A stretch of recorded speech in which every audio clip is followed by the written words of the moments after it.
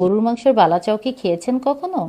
যদি না খেয়ে থাকেন তাহলে খুব সহজভাবে আমি গরুর মাংসের বালাচাও করে দেখাচ্ছি। যখনই গরুর মাংস রান্না হয় তখনই আমি এরকম সলিড 3-4 পিস রেখে দিই, যেটা রাখলেই আসলে বালাচাওটা হয়ে যায়। তো আমি এখানে কয়েক পিস বালাচাওয়ার জন্য মাংস রেখে দিয়েছিলাম, সেটাকে খুব পাতলা স্লাইস করে কেটে নিয়েছি। আর এখানে আমি প্রায় 2 কাপের মতো হবে পেঁয়াজ আমি একদম চিকন করে কেটে নিয়েছি, এটা আমি ভাজার জন্য দিয়ে দিয়েছি। আর মাংসগুলো দেখেন একদম পাতলা পাতলা করে স্লাইস করে নিয়েছি, মানে যতটা পাতলা করে কাটা যায় ততই আসলে ভালো হয়।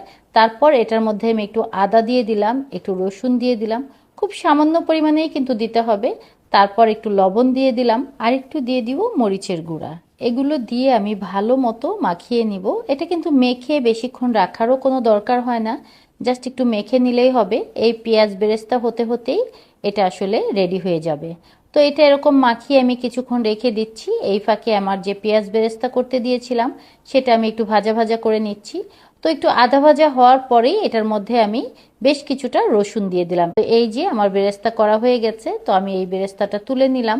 এখন ওটার মধ্যে আমি কয়েকটা শুকনো মরিচ দিয়ে দিলাম এবং শুকনো মরিচটাকে আমি সুন্দর করে একটু ভেজে নিব।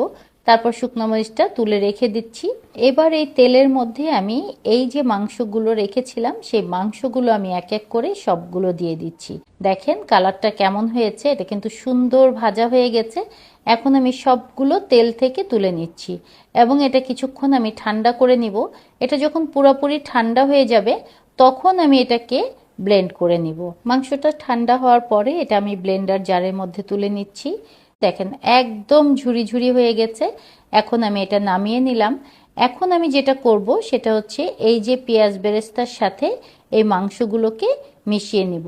তো সব কিছু দেখেন সুন্দরভাবে মেশানো হয়ে গেছে। এই পর্যায়ে কিন্তু আপনি যে কোনো এয়ারটাইট বক্সে করে নর্মাল ফ্রিজে 1 থেকে 2 মাস পর্যন্ত রেখে খেতে পারবেন, কোনো সমস্যা হবে না। এবং কন্টেনারে করে আপনি বাইরের দেশে কেউ থাকলে তার জন্য কিন্তু এটা সুন্দরভাবে পাঠাতে পারেন। আর যখন আপনি খাবেন তখন এরকম কুচি করে পেঁয়াজ কেটে নেবেন, সাথে একটু ধনিয়া পাতা নিয়ে নেবেন আর শুকনো মরিচ নিয়ে নেবেন। তারপর লবণ দিয়ে শুকনো মরিচটা খুব ভালো মতো চটকে নিয়ে সব কিছু একসঙ্গে মিশিয়ে নিয়ে এই যে গরুর মাংসের বালাচাওটা রেডি করেছি এই বালাচাওটা দিয়ে দিবেন আর সাথে একটু সরিষার তেল দিয়ে দিবেন। ব্যাস রেডি হয়ে যাবে আপনার মজার গরুর মাংসের বালাচাও। আমি বলতে পারি আপনি যাকে এটা খাওয়াবেন সে বারবার আপনার কাছে এটাই খেতে চাইবে এবং আপনার কাছ থেকে এই রেসিপিটা শিখে রাখবে।